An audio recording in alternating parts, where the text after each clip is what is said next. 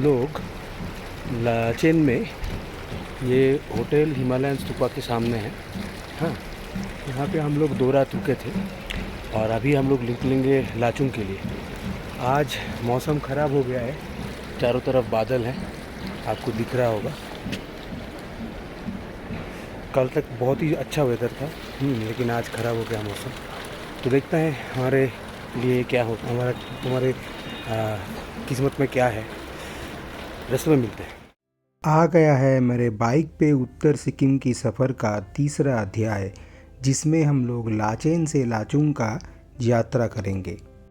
हम लोग सुबह सुबह लाचेन से निकल के बढ़ने लगे चुंगथांग की ओर। रास्ते की हालत काफ़ी अच्छी थी, फिर भी हमें सावधानी से चलाना पड़ रहा था क्योंकि इस रास्ते पे बहुत सारे आर्मी के ट्रक्स चल रहे थे। लाचेन से चुंगथांग की दूरी ज़्यादा नहीं है और इस रास्ते पे रंगीन प्रेयर फ्लैग से सजे हुए काफ़ी सारे सेतुएं मिलती हैं। इसीलिए हम लोग खूबसूरत नज़ारों का आनंद लेते हुए काफ़ी आराम से चुंगथांग के ओर बढ़ने लगे।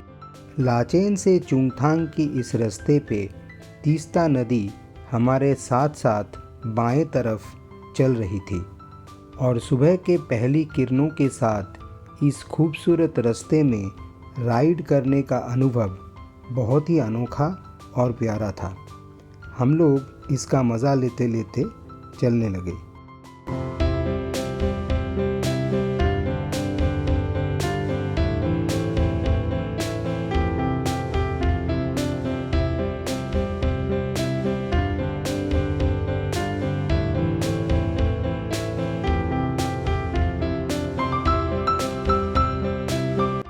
लाचेन से निकलने के करीब 1 घंटा बाद हम लोग पहुँचे चुंगथांग।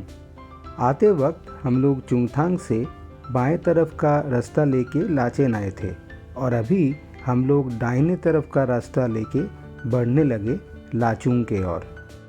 चुंगथांग से निकलने के बाद हमें मौसम में बहुत बड़ा बदलाव देखने को मिला।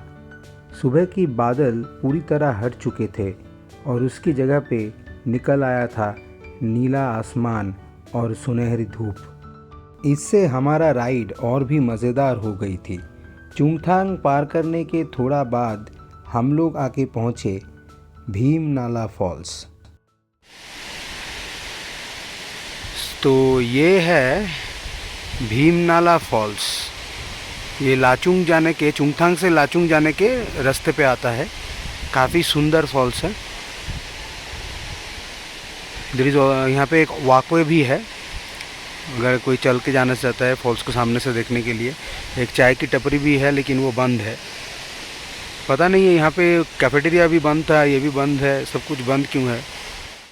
भीमनाला फॉल्स पे फ़ोटो और वीडियो लेके थोड़ा सा समय खर्च करने के बाद हम लोग फिर से बढ़ने लगे लाचुंग के ओर। थोड़ा देर बाद हमें आसमान के सीमा में बर्फीले पहाड़ के चोटियां नज़र आने लगी।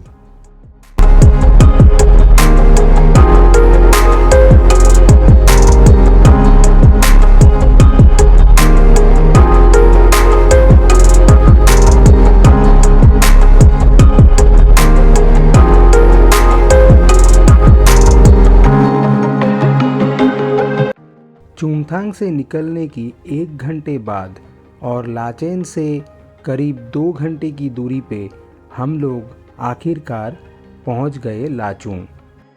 लाचुंग में पहुंच के पहले हम लोग अपने होटल में चेकिंग किए और एक काफ़ी स्वादिष्ट लंच के बाद थोड़ा सा रेस्ट लेके फिर हम लोग निकल पड़े कटाव घूमने के लिए। कटाव भारत और तिब्बत के सीमा पे एक छोटा सा गांव है। ये जगह काफ़ी संवेदनशील होने के कारण यहाँ पे बहुत सारे आर्मी के पोस्ट्स हैं। इसीलिए हमें ये पता नहीं था कि हम लोग कटाव तक पहुँच पाएंगे या नहीं, लेकिन हम लोगों ने सोचा जितना दूर जा सकते हैं उतना दूर जाने का कोशिश तो करते हैं, उसके बाद जो होगा देखा जाएगा। इस रास्ते की हालत भी काफ़ी अच्छी थी, लेकिन ये पूरी चढ़ाई थी।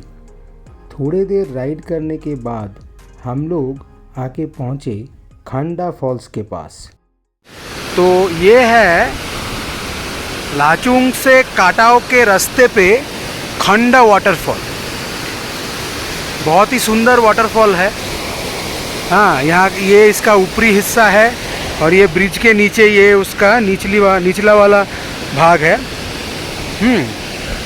पता नहीं मेरा आवाज़ आ रहा है या नहीं, क्योंकि बहुत ज़ोर से पानी की आवाज़ आ रहा है यहाँ पे, लेकिन बहुत सुंदर वाटरफॉल है। हाँ, यहाँ पे थोड़ा रुकना तो बिल्कुल चाहिए। खंडा वाटरफॉल के पास थोड़ा सा समय बिताने के बाद हम लोग फिर से कटाव के ओर बढ़ने लगे, लेकिन 1 किलोमीटर जाने के बाद ही हम लोग आके पहुँचे एक आईटीबीपी के चेक पोस्ट के पास, जहाँ पे हमें रोक दिया गया और लौटने के लिए कहा गया।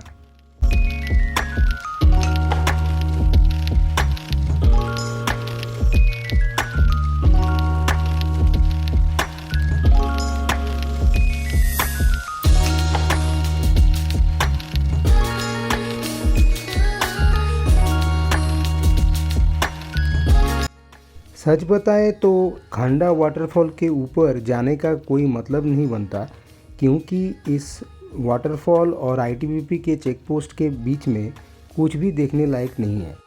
हम लोग भी यहीं से लाचुंग वापस आ गए और अगले दिन के राइड के तैयारी में बाकी दिन आराम करके ही गुजारे। मेरे बाइक पे उत्तर सिक्किम की सफ़र का ये अध्याय यहीं पे समाप्त होता है। अगर आप लोगों को ये वीडियो अच्छी लगी है तो लाइक, कमेंट और शेयर कीजिए और मेरे चैनल पे सब्सक्राइब कीजिए। नोटिफिकेशन आइकॉन को दबाना मत भूलिएगा, ताकि अगला वीडियो अपलोड होने के साथ साथ आप लोगों को पता चले। फिर मिलेंगे अगले अध्याय में, जब हम लोग घूमने जाएंगे युमथांग वैली और यूमे सामदोंग या ज़ीरो पॉइंट। तब तक के लिए गुड बाय।